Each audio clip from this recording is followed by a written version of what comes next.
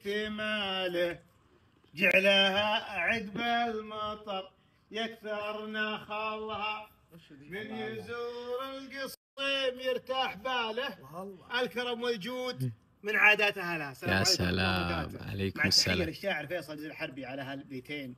طبعا فريق الكويت جانا الاسبوع الماضي وسوى ليله تاريخيه، كلهم محصنين وفريق الخصم كلهم مسجونين. ما صارت بالتاريخ. نسأل الله العفو والعافية. نسأل الله العفو والعافية. ففريق الشناب الشمالي يسجل اسمه بالتاريخ إن كله انسجن، كتاب الفريق كله محصن. أسوأ فريق. مرة أسوأ فريق. فاليوم إن شاء الله نبغى نشوف مسابقة زين. بعدين شايفين ما شاء الله فريق الشباب هنا ومعنا شاب مميز، هذا ولد المدير ما شاء الله.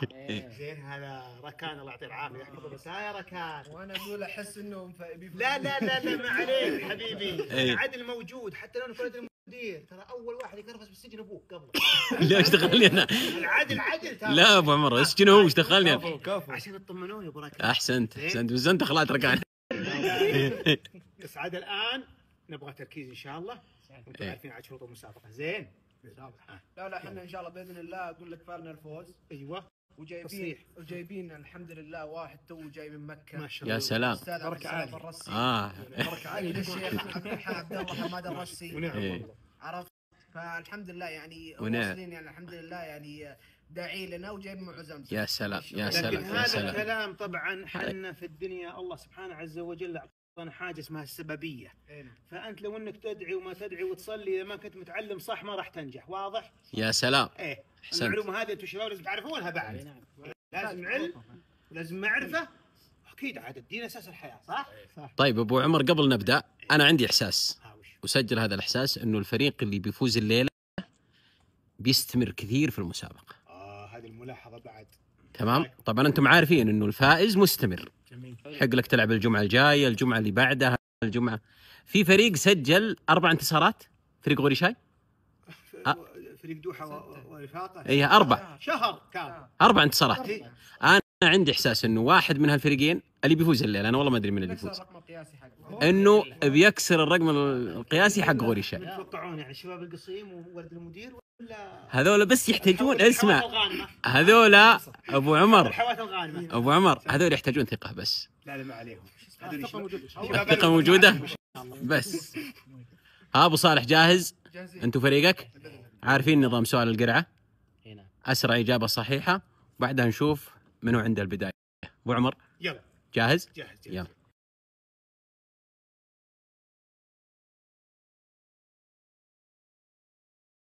يلا شباب سؤال القرعه مستعدين الربع؟ بسم الله. جاهزين؟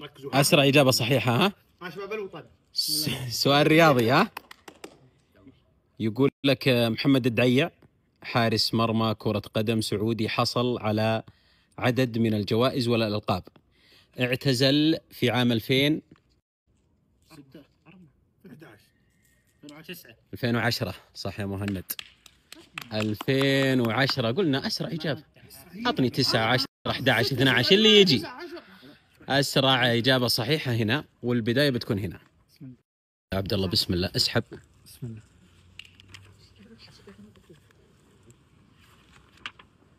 سؤال سهل. ها الهجرس هو صغير أي حيوان؟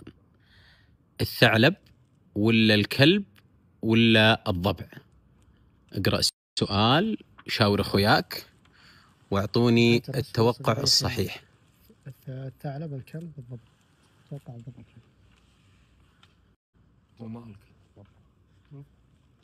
تشاوروا خذوا راحتكم. كم الوقت ابو سلطان؟ دقيقة ونص. دقيقة ونص. يلا. شهر ببريطانيا خلاص نسيت ثقافة جزيرة العرب.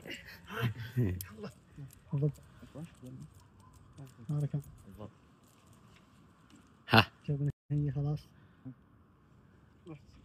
وشو؟ الضبع إجابة خطأ. وشو أبو عمر؟ ثعلب. ليه شباب الوطن ليه؟ ها؟ وين ابو شباب الوطن؟ يلا. بسم الله. سؤال رياضي. ابو صالح. ها من الرياضيين عندكم؟ ختم الرياض. كلكم ختمين رياضة.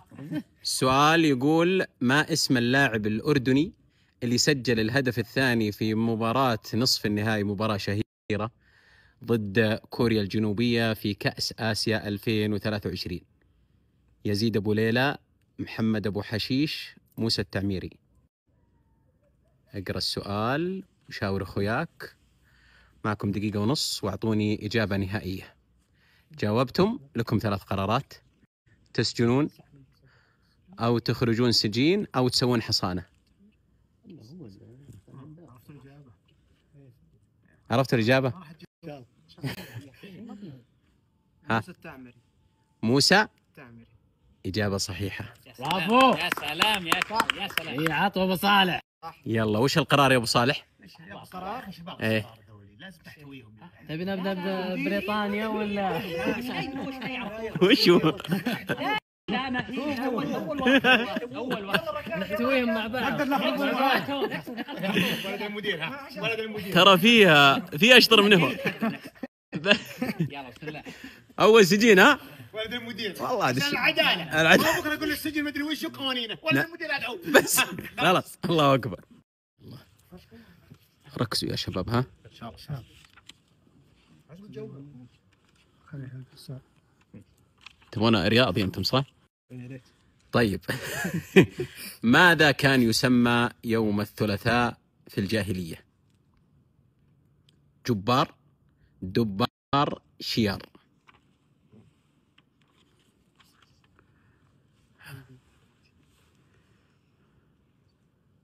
جبار. بإذن الله.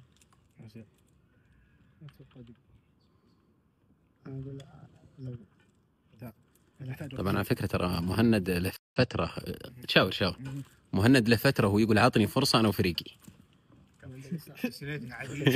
إن شاء الله إنه ما يخيب ظني يعني. شباب كان من الأسماء المميزة في جامعة الجمعة. لا إيه بس يوم كان صغير. إيه. ها؟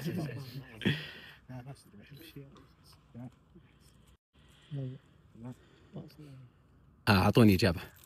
ثواني بس شوي. يلا أوكي. الوقت طيب. عادي في الوقت مع أبو سلطان. ركان كيف السجن؟ يا ولد المدير كيف؟ لا تتكلم. ما عليه ما عليه بنجيب له خوي. شيار. إيه.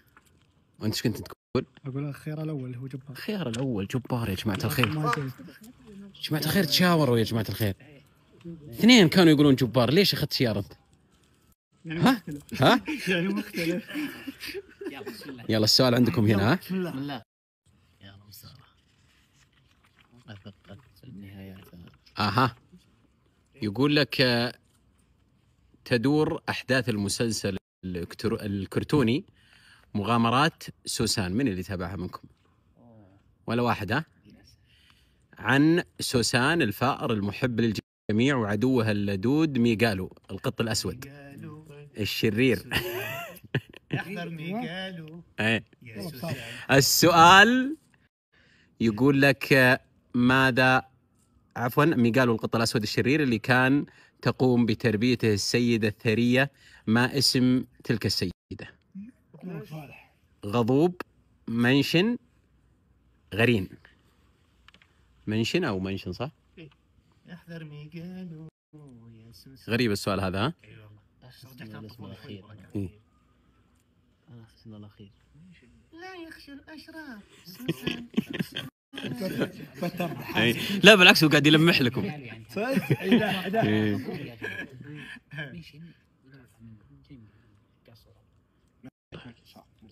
الأمور طيبة أكيد.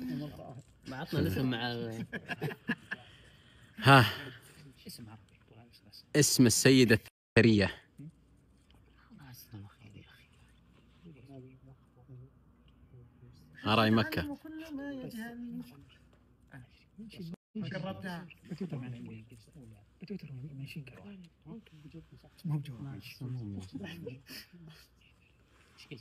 أنا أقول غريب. غريب. أحس كذا يعني. اجابه. يلا عشان الوقت أبو صالح. والله أنا إحساسي يعني. أنتم كيف؟ يلا أبو صالح وش الإجابة؟ منشن إجابة خاطئة. جرين. وجرين إجابة خاطئة. اسمها غضوب. ان شاء الله اني نطقت اسمها صح، انا ما تابعتها والله. انا ما اعرف الاسم. ما تعرف الاسم. يلا الامور طيبه الحين ها. باذن الله ان شاء الله. عندك؟ شباب الوطن مال الرخامه عليه دروب. نقرا الصوت. كيف السؤال؟ تحس انه سهل؟ طيب ما هي العمله الرسميه لليابان؟ الين، الراند، اليوان.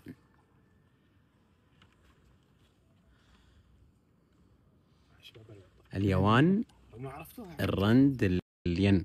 العملة الرسمية لليونان، لا عفوا لليابان. ها؟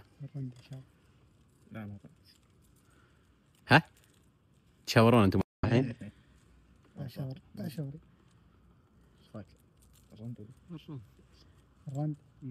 الرند بركان.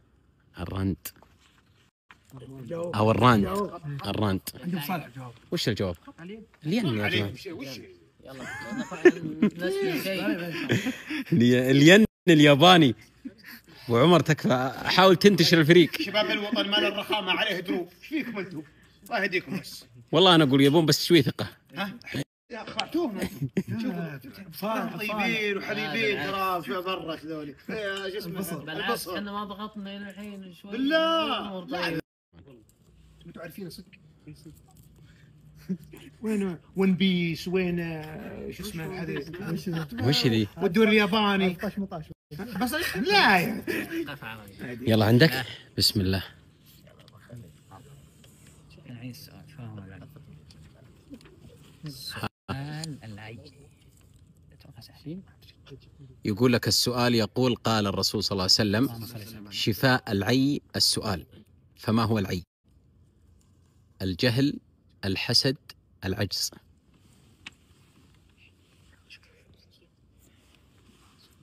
شوف يقول دقيقة.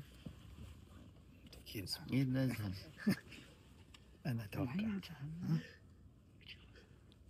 السؤال وش تسأل عنه؟ بلا شك نستثني الحسن بين اثنين. العجز يمكن يقصد فيه المرض أو العجز الجهل والجهل يعني مربوط بالسؤال. أقرب شيء الجهل. يلا سنتوكل معه. جهل. الجهل؟ الجهل. الجهل إجابة صحيحة. برافو.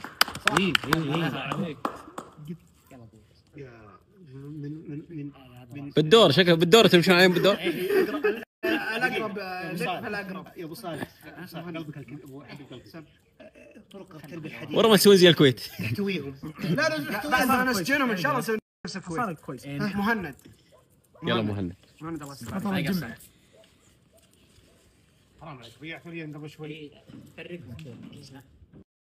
يلا شو ندخل معهم وش؟ ما أدري والله. ما أدري والله. يلا بسم الله. لازم تجاوب. السؤال سبحان الله حظهم في الأسئلة يا ولد. ما اسم العصا التي تعتبر علامة على السلطة؟ الهراوة، الصولجان، المشعاب.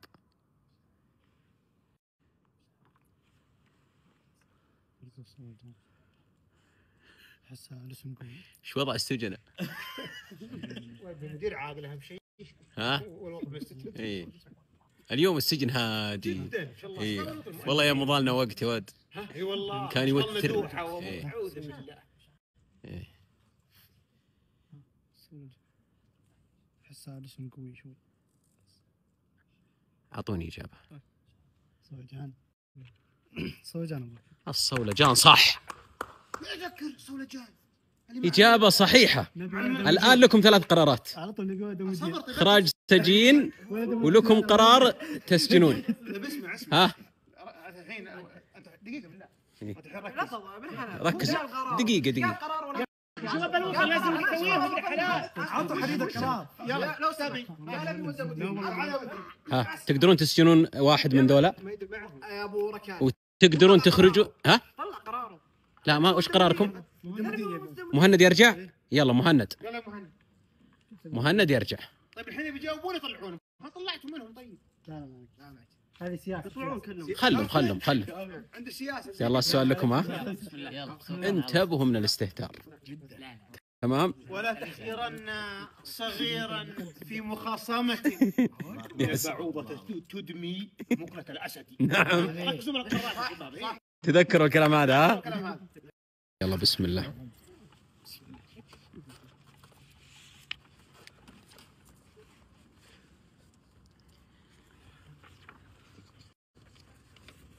السؤال يقول: ما هو الطائر الذي يضرب به المثل في الغباء؟ النعامة، الدجاجة، الحبارة. في الخوف. لا النعامة في الخوف. النعامة في الخوف. لا الدجاج بالخوف. دجاج. النعامة الحين لا جاي يقول لك شو اسمه. دخل وسط الحفر. النعام وش يدري؟ ثمانية. ها؟ وش يدري النعام؟ أقرب مثلا. اي والله. قام بالحبارة. أنا مش معي. أدب ما يصل المخ مو فوق. يلا هذه يلا هو عطاك يعني. ما في تفكير. جرب. أعطني إجابة أبو صالح. توكل على الله. توكل على الله. النعم. النعامة. إجابة الصحيحة الحبارة. النعامة مثل ما قال لكم أبو صالح. خواف. إيه. نعم. معروف الخوف. الدجاج. النعامة. إيه. لكن الحبارة يضرب عليها المثل في الخوف، عفوا في الغباء. في الغباء في مثل. إيه. لا إذا استهدفت نزلت للأرض. الصيادين والحبار وصور معها. لا لا. إيه. حاط الصقور ها. وش غبية؟ يلا السؤال لكم. جاءت لكم على الكيف الآن. مخرجين سجين وهم أخطأوا. مهند. يمنع طال عمرك.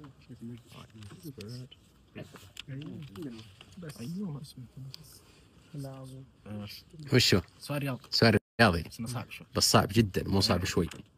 يقول لك: ما اسم الحكم الذي أدار المقابلة الافتتاحية ببطولة كأس آسيا 2023 بين قطر ولبنان؟ علي رضا فغاني، مهند قاسم سراي، يوشيمي ياماشيتا. ثواني بس. إيه لا بدلك دقيقة ونص. كويس انت. تشاوروا واعطوني إجابة نهائية. الحكم اللي واحد من أصعب الأسئلة الرياضية اليوم. إيه. اللي متابع البطولة هو اللي بيجاوب. لا في اسم رنان يعني ممكن إنه. والله. نعم. صالح والله أعطاكم قبل شوي إجابة بس أنتم ما سمعتوا له. بعدين أبو صالح ترى سولفنا عنها قبل فترة. اي انا ادري. سولفنا عنها السنبات وكانت محتوى اعطينا قاعدة. ها؟ يعطينا الجواب الصحيح. نعم نعم. بس عندي فريق انا ما اقدر لازم. ولو خلك واحد. ها؟ اسمي. مهند قاسم سراي إجابة خاطئة. الإجابة الصحيحة علي رضا. علي رضا. يلا السؤال هنا. ها؟ النص يمدحون. النص. ها؟ ما قريت السؤال.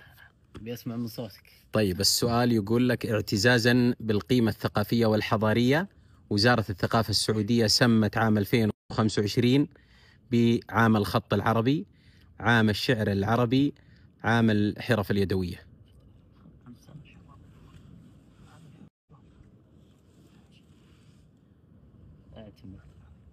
عام كم؟ 2025.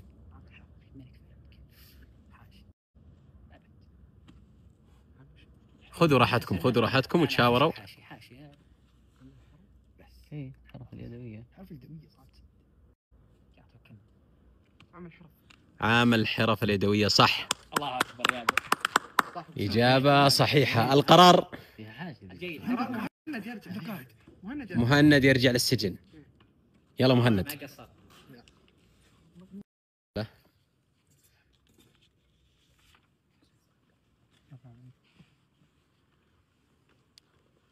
ها. سهل سهل. شباب الوطن. لا يكون مغششهم أنت.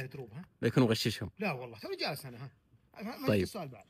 ما هي أكبر شركة تكنولوجية في العالم من حيث القيمة السوقية؟ سوني، أبل، سامسونج. هذه أسئلة الشباب. تقول سهل أنت.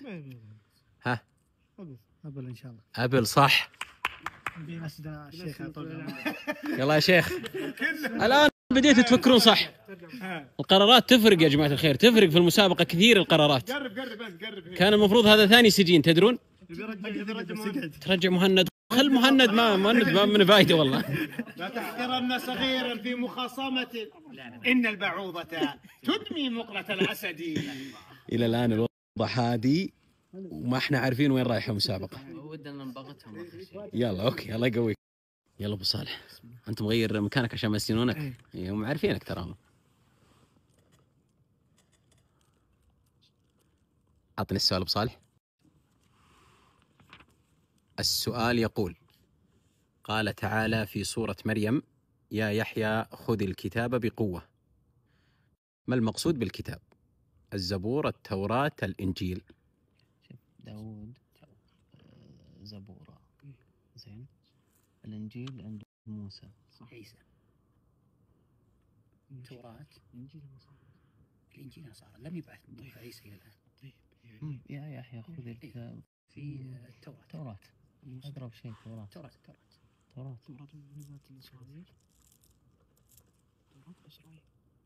نزلت على موسى.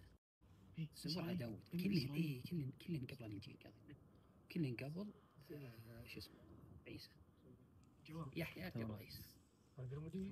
شبي في زمن جاب الجواب. أجزم حسبك تقول في واحد يغشش. ايه بس ما يفيد الجواب اللي في السجن هذا، ما يفيد. ها توراة. صح، يا سلام. إجابة صحيحة. يلا نويتوا تقضون عليهم؟ السجاد السجاد خاف. والله ما تروح سجن. الأسد الجريح. ترى هذه تسجل. كلنا قربنا. إيه.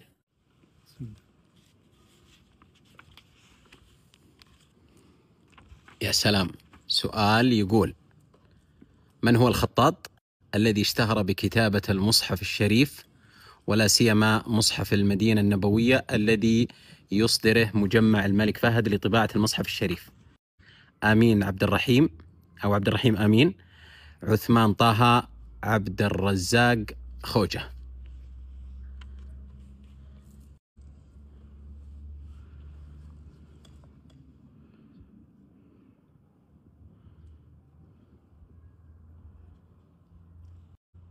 عبد الرحيم امين ان شاء الله.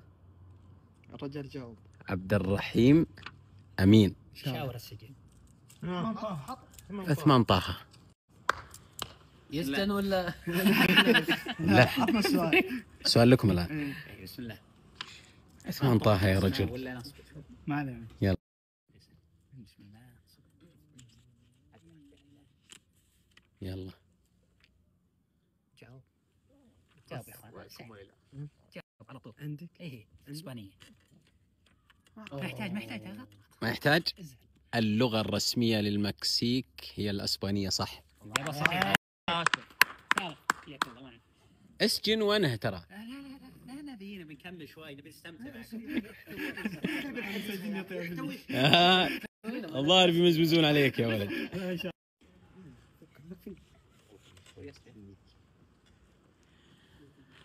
بسم الله. سؤال يقول: مجاديف الأمل مسلسل سعودي تراثي تم إنتاجه سنة 2005 الذي قام بدور الأستاذ حمد ورفع الظلم عن الطفل سعود هو الفنان عبد المحسن النمر، أحمد الجسمي، إبراهيم الحساوي. سؤال أنا أعتقد أنه صعب صراحة. خل ون بيس ينفعك. ها؟ خل ون بيس ينفعك. ما قال 18 لا ما في 18 هو شكله متابع 18. ما تابع 18 فقط. ون بيس وهجوم العمالقة. ها وش وضع السجنة؟ مروقين. تدري إذا أخطأ رفيقكم خلاص؟ تو متى إلى متى يعني؟ ها؟ يعجبني الامل اللي عندك ما شاء الله. ها لو جاكم السؤال هذا صعب صح؟ نخمن. والله ممكن في بالي واحد بس متخفين يعني. تقرا أوكي. السؤال يعني تقرا الخيارات زي ما قلت. هو عقلتهم تخمين. ها. الجسمي أحمد الجسمي. خطأ. يبدو سؤال حساوي. حساوي. إبراهيم الحساوي. بس ما ادري شو اسمه. اول مره اسمع. إيه أنت متابع 18 ها؟ بس بسم الله. السؤال يقول: صحابي جليل كان سبب إسلامه رؤيا رآها في المنام، حيث رأى نفسه واقفا على شفير النار وأبوه يدفعه إليها، بينما كان النبي عليه الصلاة والسلام يمسك به ويمنعه من السقوط. فمن هو؟ خالد بن سعيد بن العاص، عكرمة بن أبي جهل، الحارث بن أوس الثقفي. كذا ماشي.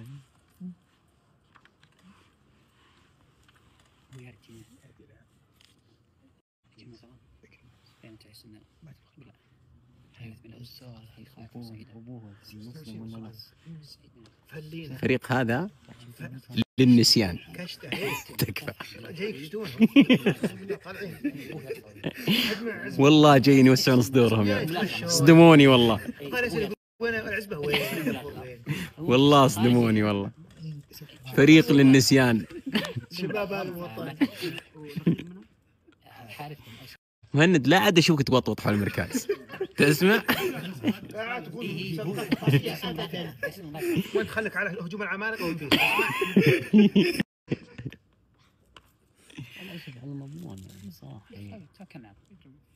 إذا جينا ناخذ كذا لغويا يعني. أكرمة بن أبي جهل. يا ربي عكرمة بن أبي جهل إجابة خاطئة. قسم بالله تستهبلون الرجال صدق. الإجابة الصحيحة هو خالد بن سعيد بن العاص. عكرمة بن جهل متى أسلم؟ بعد فتح مكة بعد الله. بالله أعطهم خطأين بركة. لا الحين ترى قاعدة تمشي معك. سوت لا معك إن شاء الله. سو هجوم عمالقة سووا شيء. بسم الله.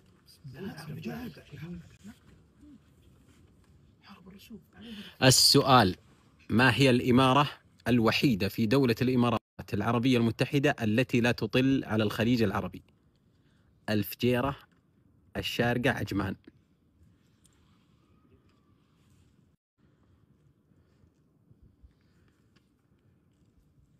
الليلة واحدة من أهدى الليالي يبغى. نعم. بس هذول نقصهم عزبة طال عمرك. نقصهم دافور، نقصهم وناسة هنا. ها؟ تكفى خذ اسميهم. ها؟ إيه. مسابقات ثقافية هذه. يمنعون من أي شيء، أي فعالية إلى عام 2030. المسابقة الثقافية مضرة للصحة. عجمان وبركان. عجمان إجابة؟ إيه إجابة. استغفر الله تبي ليه. الفجيرة. شباب الوطن مالر رخامة. طبعا للمعلومية المسابقة كذا ترى انتهت. إيه يعني حسمت صراحة، لأنه المتبقي 3 أسئلة فقط. عندكم سؤال، عندكم سؤالين وعندهم سؤال. تمام، يلا عندك. لكن نبغى نشوف وين تروح المسابقة يعني. السؤال يقول: في مشهد مهرجان شقراء الأسياح للتمور اللي صدر عام 2023 صور لنا الشاعر صورة بلاغية عالية الجمال وتغنى بها ممدوح: فما لون الفستان اللي ورد ذكره؟ الأحمر، الأصفر، الأسود. الأحمر. الأحمر إجابة ذي؟ إيش رأيك؟ أدري والله. أنا فاجأني والله. الأحمر. الأسود؟ الأحمر. إيه يقول تكشخ فستان هذا الأحمر وهي شقراء. الله أكبر أبو إجابة صحيحة. صالح.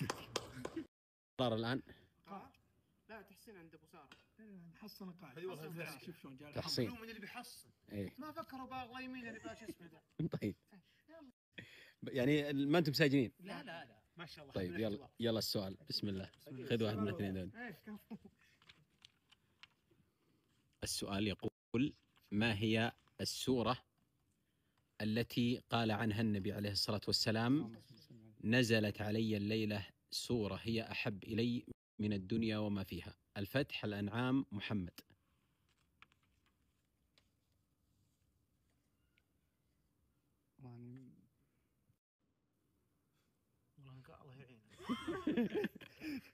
تكفى عمر خذ اسميهم. تكفى لا تنسى. تكفى احنا موجودين يا جماعه جايين. والله ما عاد توطوطون على المركز. يسلم المركز ومسكر وما بقى شر يعني. خلاص. اي والله. ها الفتح وبركان. الفتح والله صح. صح. إجابة صحيحة. وش الليست صحيح انتم؟ وانا تعال واحد ساعدني. طلع واحد يجي يساعدني بس. صح، إجابة صحيحة أبو عمر. ما شاء الله زين. الحمد لله. شباب الوطن قال لك اطلع مني ان شاء الله. تفضل في امل صح؟ اي في امل. امل ان شاء الله. يلا بس في امل انك ترجع يا حبيبي. السؤال الأخير لكم. تمام. سؤال وداعي. إيه، وإحنا قلنا في كل الحالات أنتم فزتم. إن شاء الله أنكم مستمرين معنا الجمعة الجاية. تمام.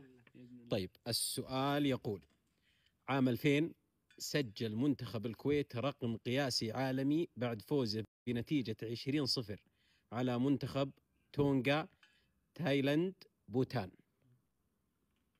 ابو صالح. سؤال رياضي. يا ابو صالح. أجل عندك فريق ها؟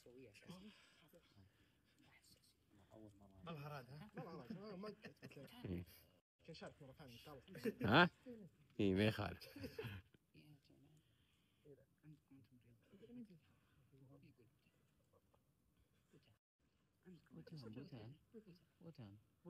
بوتان إجابة صحيحة. الله عليك طيب بالله. طبعا اسمعني مهند راح السجن مرتين. خل في سابقة. سابقة يصير خصم إعفاء عشان ابن حلال تنزل حديد. طلع واحد. من الفسقة.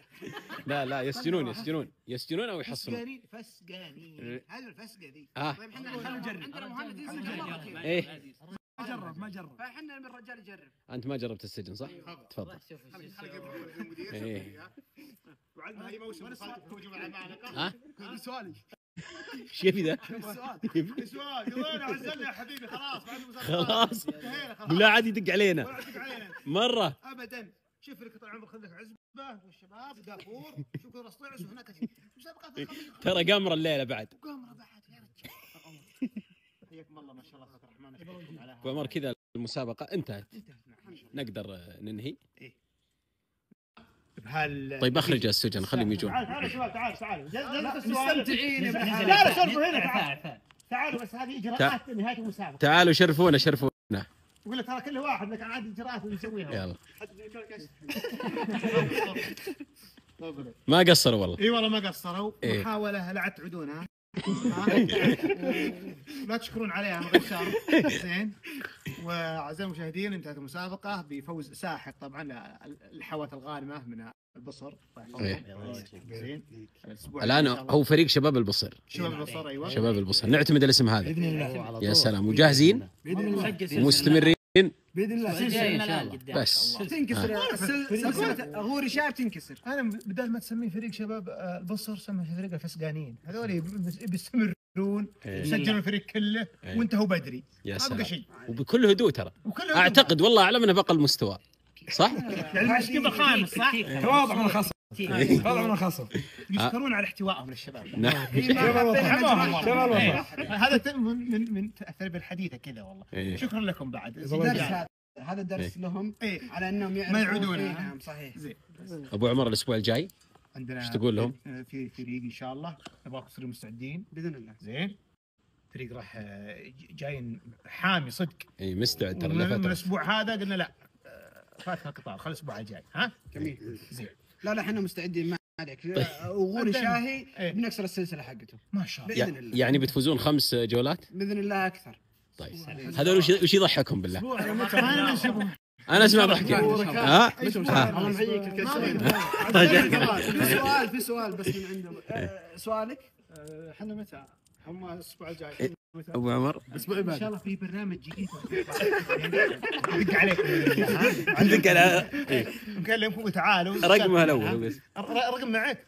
انا دق بس خلاص. انت بس اسمع بس اقول والماريه الغفله ترى. ها الماريه الغفله خلاص. فهموها. الله يعطيكم العافيه يا شباب. الله يعطيكم العافيه. رغم انه حلقه هاديه لكن كانت ممتعه.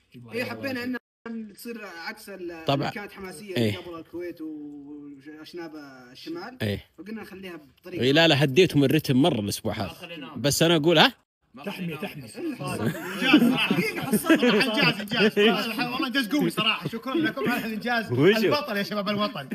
ما خلوهم يحصنون يعني والله ما خافوا منكم يعني. ترى صادقين، ترى ما هم اسوء فريق الحمد لله. منهم يعني ما وصلوا للسوء اللي صار فيها الاسبوع الماضي. الحمد لله. نعم هذا انجاز اخر بعد. تمام. لكن انا اقول خلوكم جاهزين الاسبوع الجاي. باذن الله. الاسبوع الجاي واللي بعده في فريقين جاهزين ويتهددون من فتره. باذن الله تعالى ان شاء الله. تمام. يبين معنا ترى. لنا باذن الله. يلا بس الله يقويكم. نسميكم فريق اخر مره. زين فريق لا عاد تعودونها. ها فريق لا عاد يطري عليكم. فريق شكرا. لا اسامي زينه. الوجه وجه ابيض. وجه ابيض. كل اسماء حلوه ترى. كل اسماء حلوه والله. متى المشاركه الثانيه؟ ان شاء الله هذا في برنامج ثاني بيجي من روسيا. انت اتصال. زين انا اتصل ولا تتصل علينا. بس ها اسمعوا اسمع. الماريه الغافله ترى ما فهموها ترى. جيل 2005 ما فهمها. همنا بعدين. بس الله يعطيكم العافيه يا شباب. شكرا. ميداليه الفريق الهادي. بس على المكان كان اهدى حصنوا هم ولا حصنوا. هذا تعتبر ميزه ترى ما شاء الله. الحمد لله. والماريه